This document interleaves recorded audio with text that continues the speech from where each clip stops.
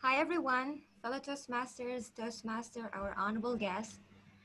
Have you ever been in such a situation where conflict exists but you're not able to recognize it or identify it or even resolve it? Well, I choose to talk today about resolving conflict, a popular subject from one of the most important series and one of the most important series in Toastmaster, the Leadership Excellence series. Let us know briefly where is this series talking about, why it even exists, and how we can get benefit from its methodology.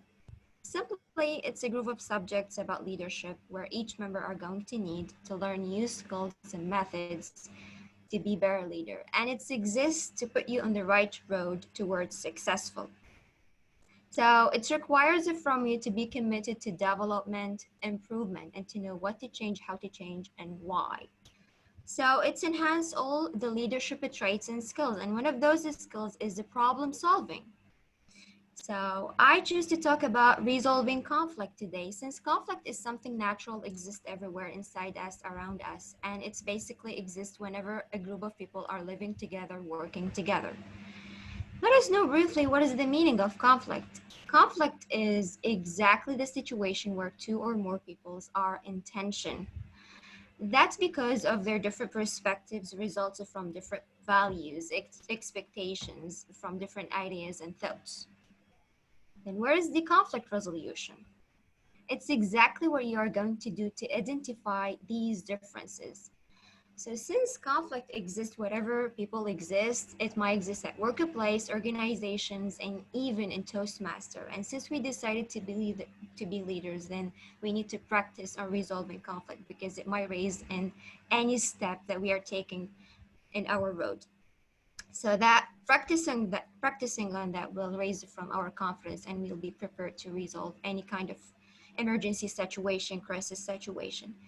To do so, we need to dig in first to know where is the source of conflicts as such a places. So Toastmaster Man will suggest four basic reasons that might occur behind conflicts. The first one is the contagious personalities. You know that people by their own nature, their personalities are complicated due to the environment, to the culture, to the community that determine to shape them, and they used to clash, argue because they don't like each other's behavior.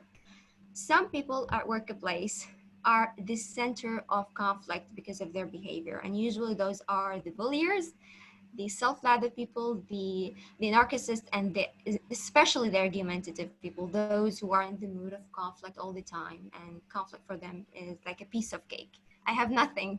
I'm bored. Let's just raise a conflict. So a way to avoid them is to talk about work only, nothing specific, nothing personal, and to be direct, not aggressive, but direct.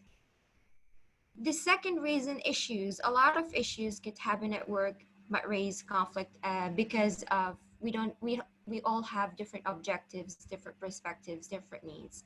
So issues could happen up until levels, the strategic level, when all the parties, all the members cannot agree on overall strategy or path in certain or particular situation, or when all the members cannot agree on what they do really need in that situation, and they cannot agree on how to do what they do really need. I mean, they cannot agree on the steps A, B, C in this situation. The third reason, the styles of leadership. Since each one of us has his own method to lead, his own way to communicate, of course, that differences will raise conflict. The key in such a case is the adaptation.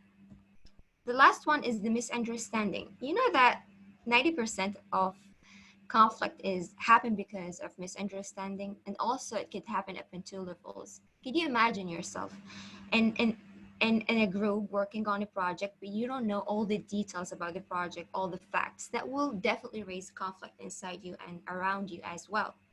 And on the level of communication, when you tend to say something and one of your colleagues understands something else, the other one understands something else as well, and your intention is completely the opposite, that definitely will raise conflict.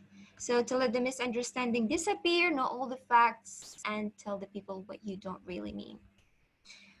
So there is a methods for resolving conflict, and it's really important to maintain the communication inside your team members, just to make sure to have a safe atmosphere from any kind of argues. So Toastmasters suggests methods. Going on with the first one, which is ignoring it, ignoring the conflict. You know, I'm not really convinced with the name of this method. It's perfectly sometimes when you wanted to resolve conflict is to ignoring it, but that doesn't work all the time, because once you're going to ignore it, it will grow up and follow you eventually.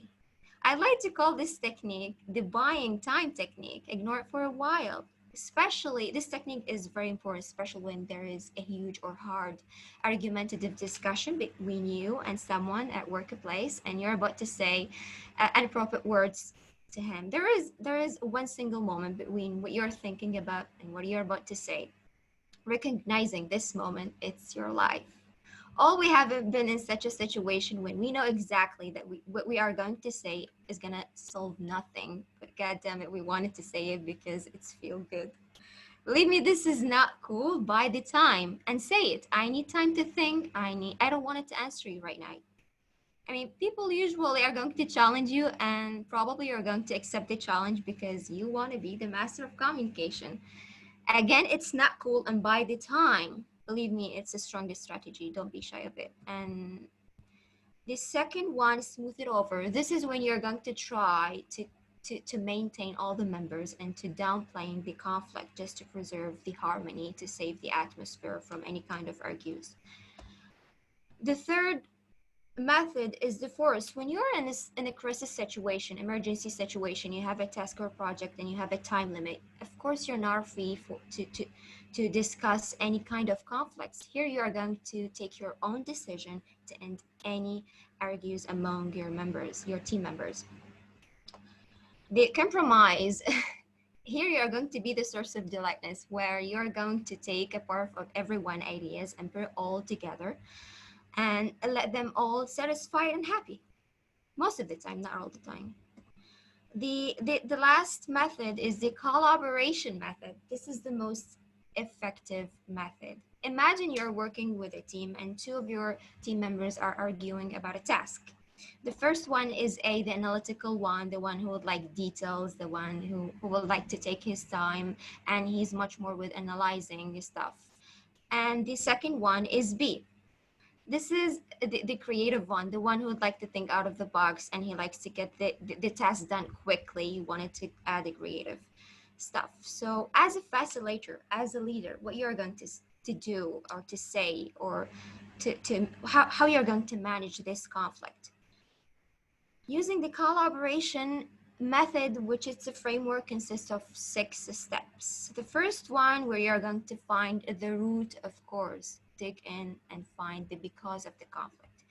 Maybe A and B have the same needs, have the same wants, but they tend to argue because they don't like each other for a reason. There is a hidden conflict.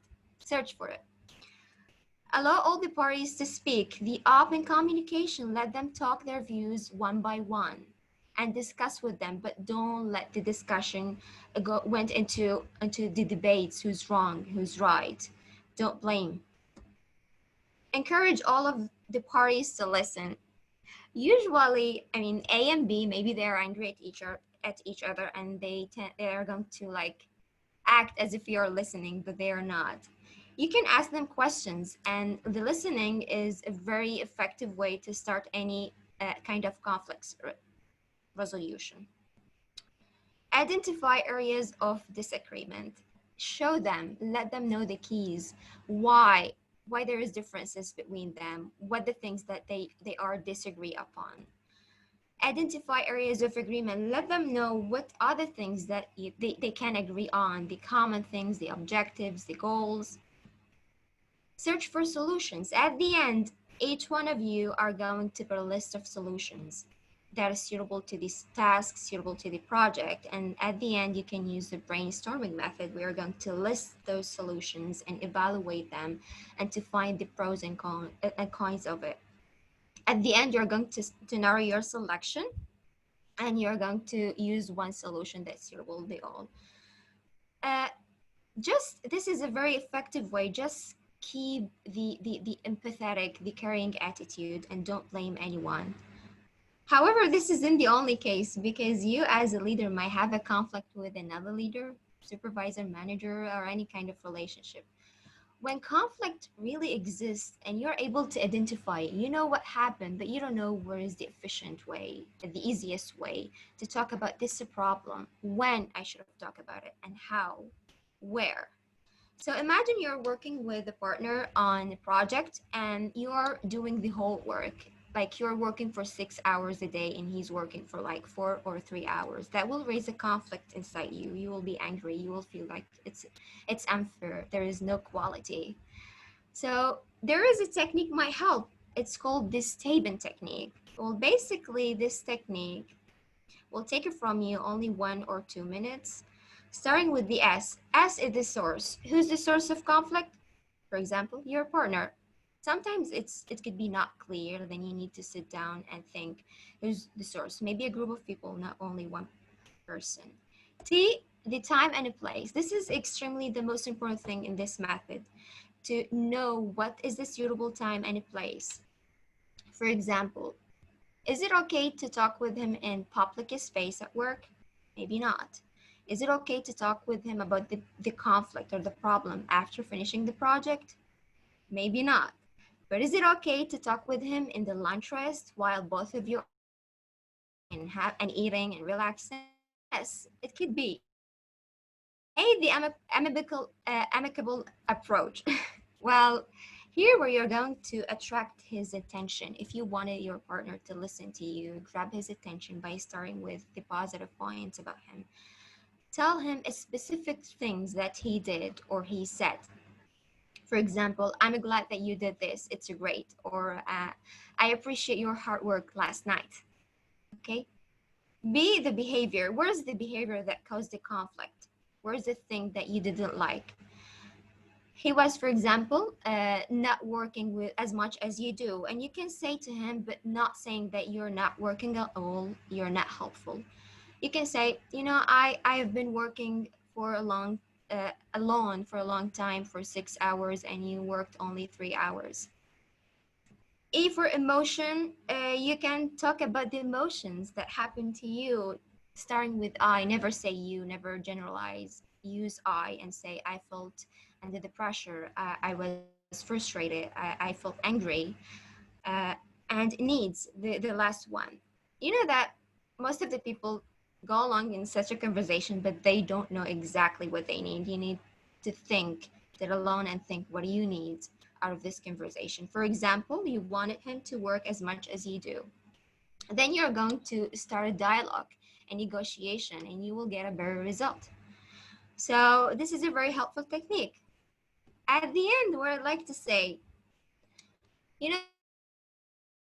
part in our life, and people usually tend to avoid it because they think it's negative. Believe me, conflicts, it could be a wonderful thing.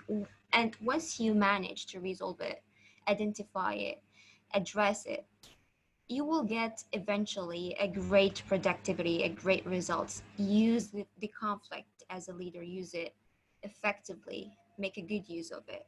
And I'd like to encourage all the team members to read this sheet to view it from their own perspective, because I deliver it from my own. And thank you very much. Back to you, Toastmaster Hussein. Thank you.